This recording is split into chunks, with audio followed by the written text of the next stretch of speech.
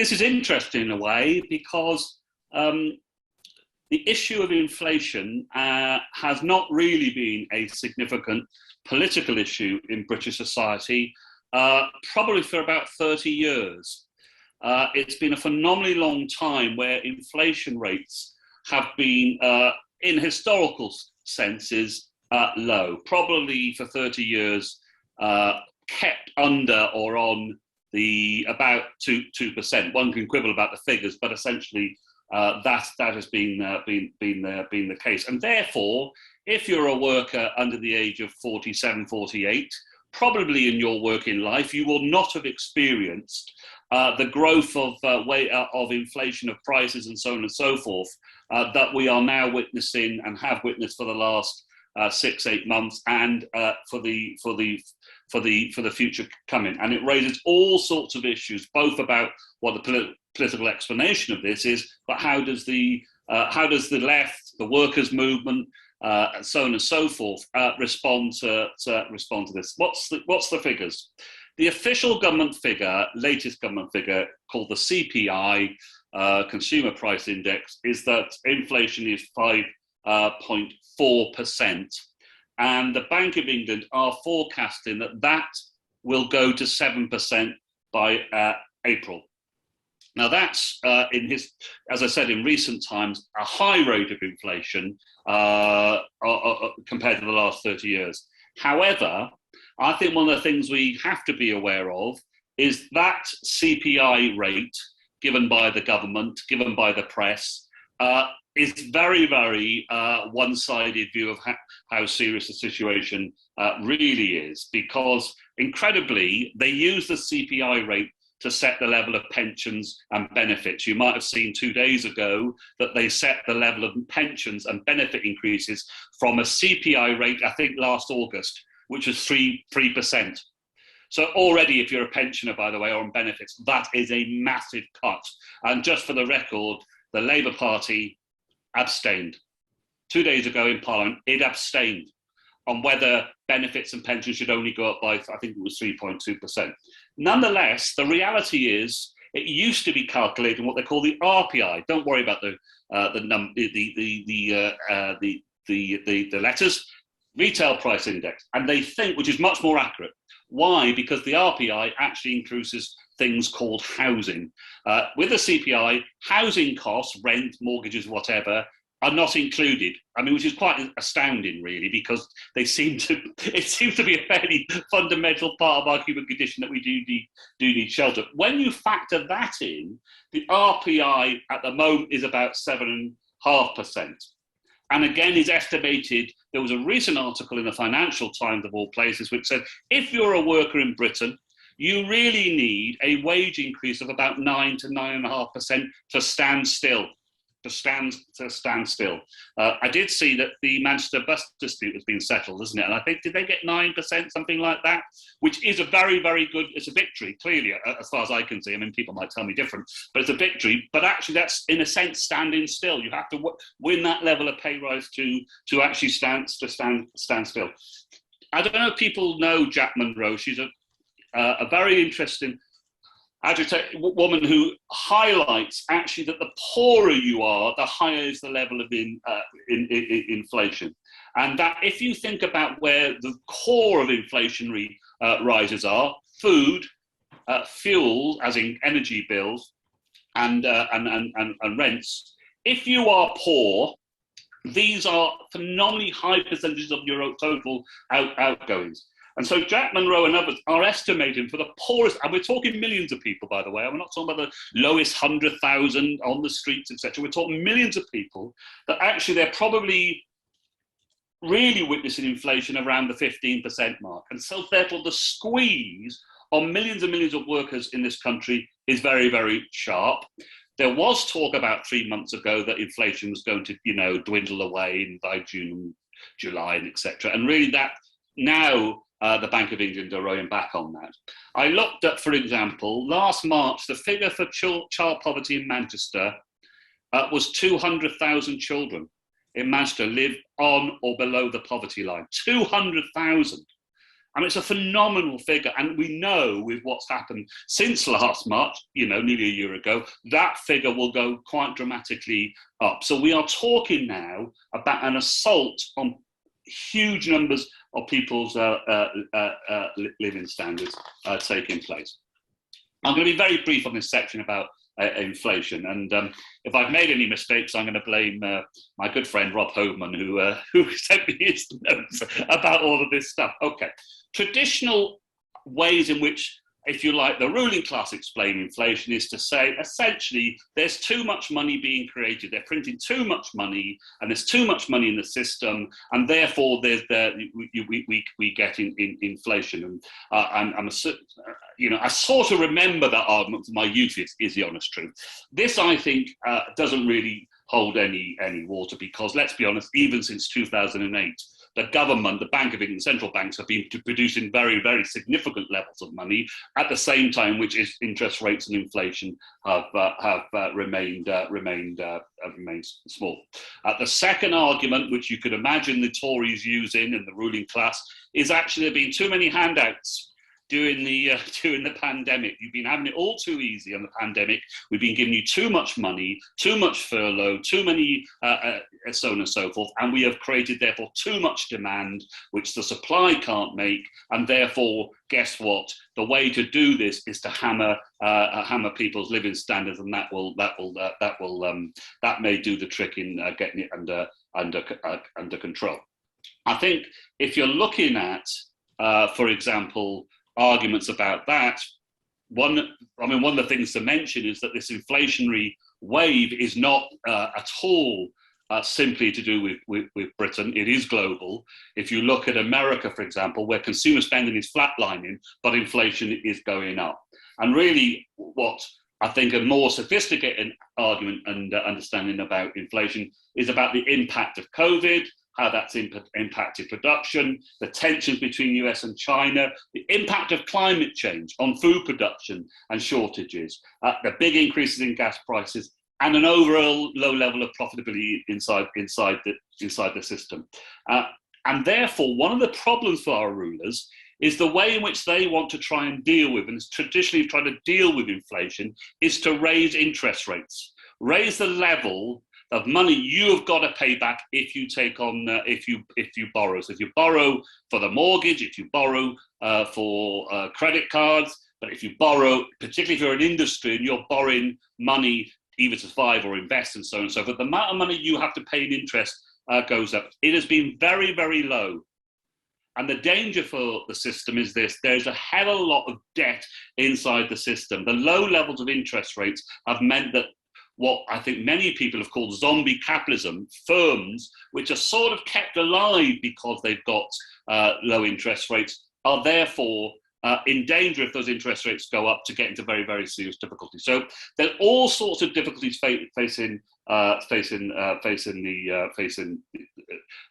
rulers and how they respond. Okay, probably to get on the more exciting bit about resistance and about how we do that.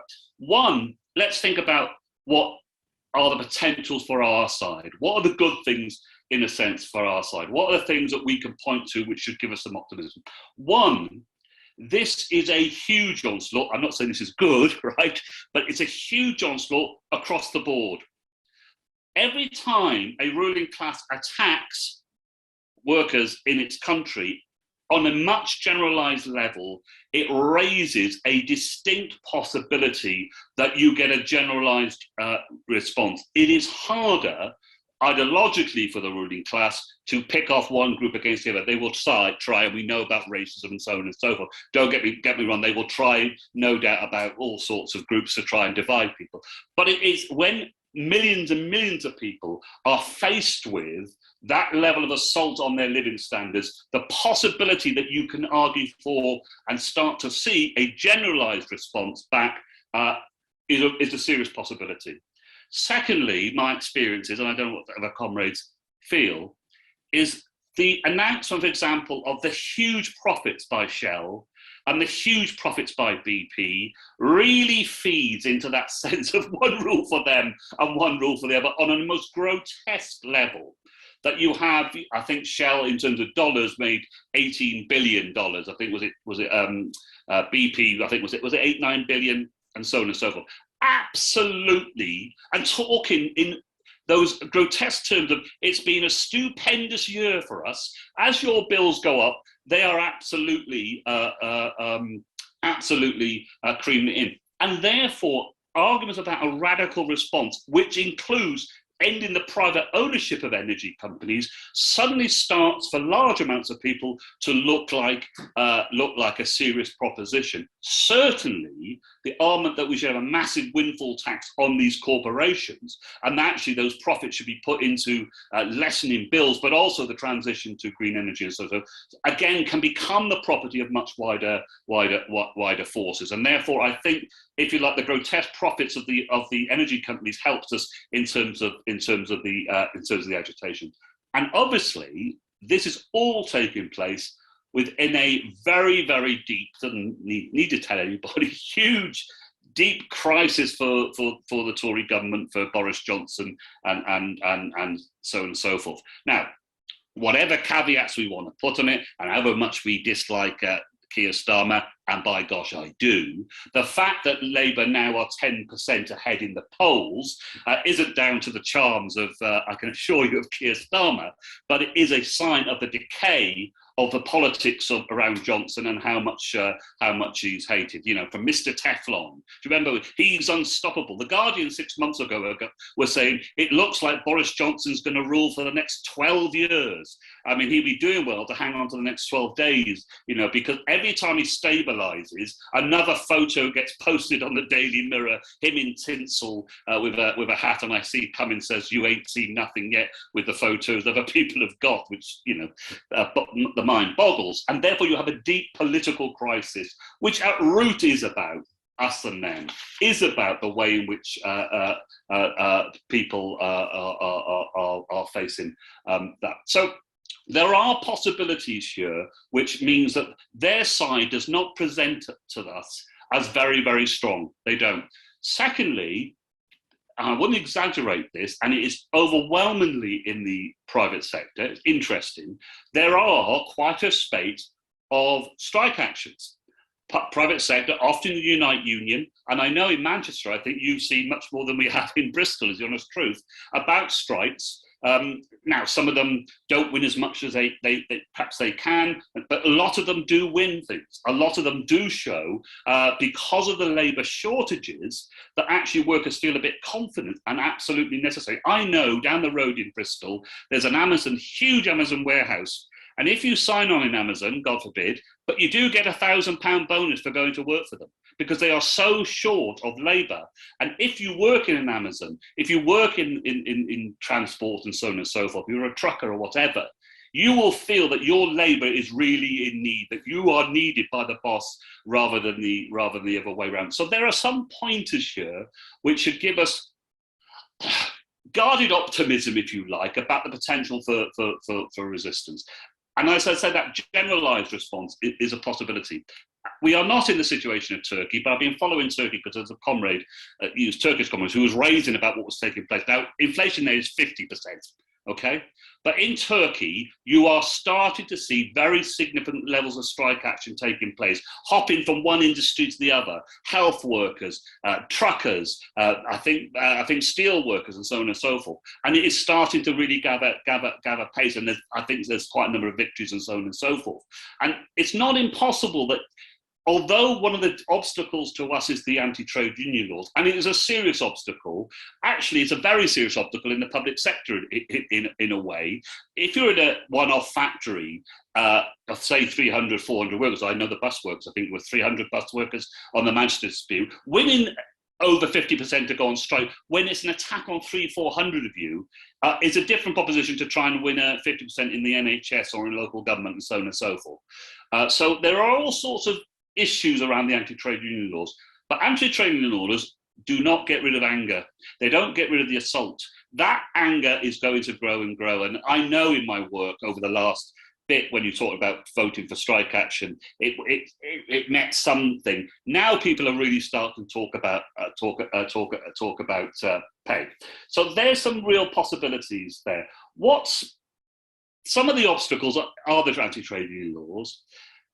The other clear obstacle is, in the main, that the workers' movement, and this is particularly in the case of the trade union leaders, while they sometimes articulate verbally, occasionally, we oppose to what's happening to people and so on and so forth, which is important that they do verbalise that.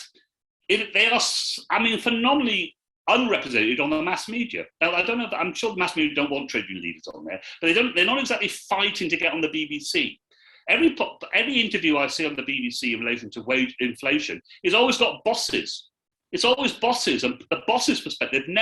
We never see trade unionist leaders on there saying we need to resist and need to fight. And one of the weaknesses has been a long period where the trade union leaders, in the main, have lacked any sense of real leadership in fighting to get to mobilise. I know some of us are in unison, and there's all sorts of stuff going on in unison, to say the least, which is a battle partly about what sort of vision of trade unionism do you have. So I think that is a major problem. The other problem I would raise, I'm thinking, is the defeat of Corbynism has clearly demoralised quite a large section of the left and so on and so forth, which is, find it very difficult to raise their sights and raise their orientation on mobilisation. I would argue. I'll come to the last few points. One, the anger which is there, I think, is just going to get deeper and deeper. You can't be a working class mum with 2-3 kids and not knowing what I'm going to do, whether I heat the house or feed the kids, and what's going to happen to us. That produces deep anger. At the moment, I think that anger, that sentiment, is predominantly shaped for us on the left, against the corporations, against the Tories and so on and so forth. But we also know that if that anger is not articulated and organised, and we see some resistance, the danger is you don't get the left on the ascendancy. You get a situation like in Toronto or whatever. You get the right who will want to seize on the anger and direct it in different ways. And therefore, I would just throw this open. Revolutionary organisation, of which obviously we're in, really matters in terms of thinking, what can we do to build the level of resistance? How does this fit in with the climate change? I was talking to comments before. We had a really good stall in the centre of Bristol, like a street meeting, Climate Coalition, which saw hundreds of people, working class people, sign in the stall about the question of the gas companies, their bills, and the attack on living standards, and connecting it to the need for a move away from fossil fuels in a way I've never really seen in terms of how those things can interconnect. And it had a big resonance, I have to say, amongst black working class women signing up and signing the petition and so on and so forth. So revolutionary organisation, what can we do? How can we build a level of resistance? The biggest way in which we can challenge the whole crisis is by strike action, is by rebuilding the unions, is by fighting, but also I think those things will also get expressed in sorts of other ways. I know you've got a People's Assembly demonstration on Saturday, so have we, and we want to see the biggest sort of mobilisation we can start to put onto the streets to start to coalesce and give people the confidence that people need. So is that okay? I'll leave it there, that's all right. I'm going to invite Hugh back to sum up, if that's okay. You there, Hugh? Yeah. Okay. Thanks very much. It was fascinating to hear people's contributions and experiences. One thing that is stating the obvious is this is not a passing moment. This is not a crisis for a few weeks, which will then dissipate into the next thing. This is going to inform, I think, the political terrain on which radicals and revolutionaries operate for the foreseeable future. And actually, in a couple of months, working class people up and down the country, all across Manchester, Bristol, and everywhere else, are going to find, coming through their doors, a very large increase in their energy bills.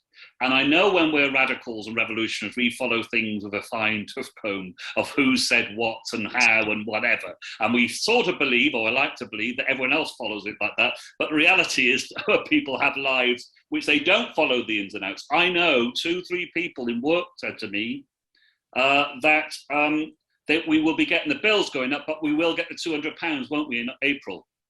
The £200 comes in October. And in October, they're expecting another increase of £200 to £300.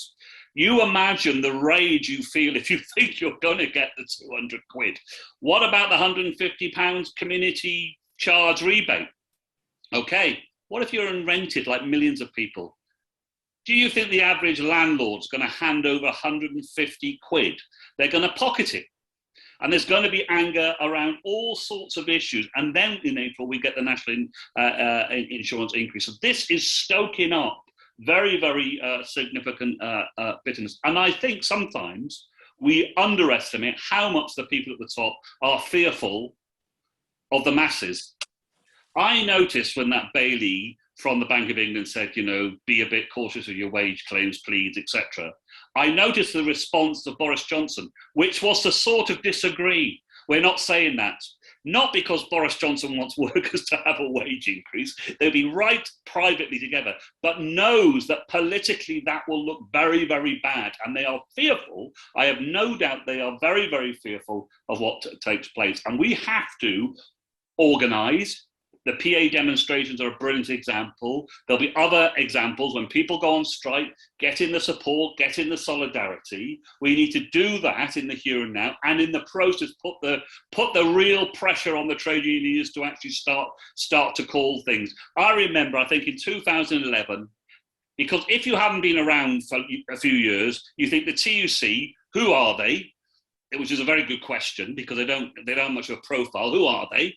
Right, in 2011, they called a demonstration at the height of austerity and actually mobilised 600,000 people in central London. People forget about it. It was 600,000. It was a massive.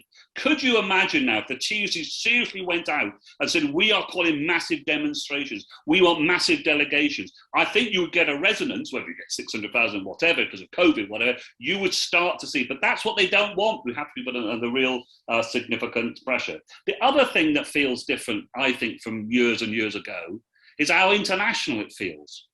The problems of the world are international, and we've sort of always known that, but it feels like it.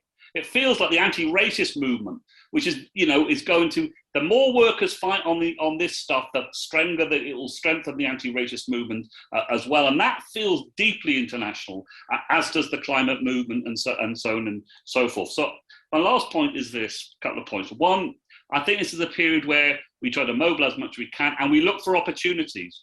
This anger will get expressed in all sorts of ways, which we may not even know or think about. That's the truth about it. It can get expressed in all sorts of resistance where we didn't think it was going to erupt, and we have to be mindful of that and open to that. Always arguing the centrality of workers as workers have got the most power to make the punch. And I will finish on Martin's point about revolutionary organisation.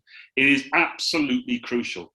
It is absolutely crucial that we have revolutionaries as much as we can embedded in the movement, building the resistance, and put in a very, very clear position about the ability of ordinary people both to transform the world, change the world, and actually what the real enemy is, because we know anger can fly off in all sorts of directions.